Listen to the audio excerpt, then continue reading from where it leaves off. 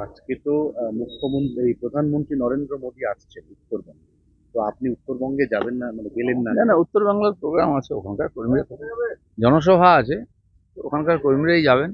কলকাতায় যখন আসবেন আমরা এখানে থাকবো। হ্যাঁ, কিন্তু আজকে তো আপনার মানে সবাই, মানে সুকান্ত মজুমদার, শুভেন্দু অধিকারী। যারা লিডার আছেন তাদের প্রোটোকল থাকে, তাদেরকে থাকতে হয় প্রাইম মিনিস্টারের সঙ্গে। আমি কোনো পদাধিকারী নেই, আমি সাধারণ কর্মী হিসেবে এখানে যখন আসবেন সেখানে যাব।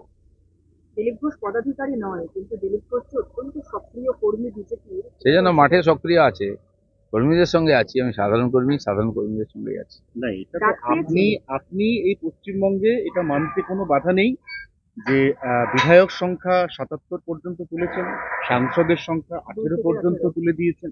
আপনার যে এফোর্ট, আপনার যে অবদান, সেটা কি দল কোনোভাবে অস্বীকার করার লাইনে হাঁটছে? স্বীকার অস্বীকার কে করলো না করলো তাতে কোনো ফারাক পড়বে না। আমাকে পার্টি যে দায়িত্ব দিয়েছে আমি নিষ্ঠার সঙ্গে সেটা পালন করেছি। এবার যে কাজটা অসম্পূর্ণ আছে পরবর্তী যারা আসবেন তারা পূর্ণ করবেন, পার্টি এগোতে থাকে, চলতে থাকে। আমরা সাধারণ কর্মী, পার্টি যেমন দায়িত্ব দেয় সেটা করি, আর আমাদের অবদান রাখার চেষ্টা করি যাতে পার্টি লাভবান হয়। আজ পার্টি এত বড় হয়েছে বলে আমরাও নেতা হয়ে গেছি, আমাদেরও সম্মান বেড়েছে।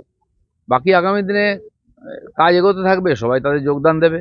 আর প্রত্যেক কর্মীর পার্টিতে যে জায়গা, সেটা পার্টি তাদের দেয়।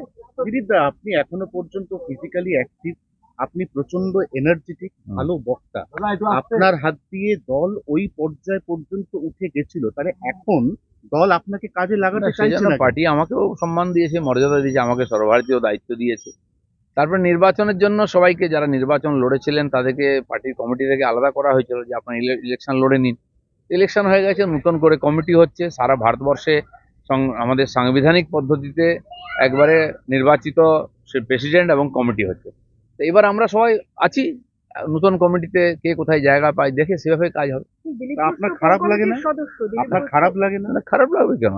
আমি কোনোদিন ভাবিনি আমি প্রেসিডেন্ট হবো, আমি এমএলএ হবো, এমপি হবো। পার্টি যেটুকু বলেছে আমি সেটা করে দেখিয়েছি। আবার পার্টি যদি আমাকে দায়িত্ব দেয় আমি সেটা করবো। আমাকে যদি পার্টি বলে তুমি সাধারণ কর্মী হিসেবে কাজ করো, তো পার্টির মধ্যে থাকবো, তো পার্টির কাজই করবো। এর জন্য আমার কোনো দুঃখ নেই, আশা প্রত্যাশাও নেই। আপনার বিয়ের দিন সকালবেলা আপনার বাড়িতে সুকান্ত মজুমদার গিয়েছিলেন, অনেক বিজেপি নেতা গিয়েছিলেন, কিন্তু আপনার এই জগন্নাথ মন্দির মুখ্যমন্ত্রীর আহ্বানে সাড়া দিয়ে ঘুরে আসার পর থেকে আপনার সঙ্গে এই রাজ্য স্তরের বিজেপি নেতারা তারা যোগাযোগ রাখেন? অনেকের যোগাযোগ রাখেন, অনেকে দেখাও করছেন। এর আগেও অনেকবার এরকম অনেক ব্যাপার নিয়ে দ্বিমত হয়েছে। যারা নিজের জায়গা নিয়ে একটুখানি চিন্তায় থাকেন, অস্তিত্ব সংকটে থাকেন, তাদের তো ভয় আছে। দিলীপ ঘোষ কোনো জায়গার জন্য লড়াই করে না, নিজস্ব পার্টির জন্য লড়াই করেছে। আর তারপরেও আমি যেন এই ভারত পশ্চিমবাংলার সাধারণ নাগরিক, আর সেই হিসাবে আমার একটা দায়িত্ব আছে। আমি একেবারে এই বয়কট, আপন পর কোনোদিন বিশ্বাস করি নাই, আগামী দিনেও করব না। আমার মনে হয় কোনো পার্টি সংগঠন এটা করতে পারে না। কিন্তু ভারতীয় জনতা পার্টিতে আছে, পার্টির কর্মী হিসেবে পার্টির নীতি আদর্শের সঙ্গে, ডিসিপ্লিনের সঙ্গে আছে। আমি জানি না কে এই ধরনের পলিসি ঠিক করে, এটা চলবে না ওটা চলবে না। বিজেপি কোনদিন এরকম বলেছে বা করেছে আমার জানা নেই।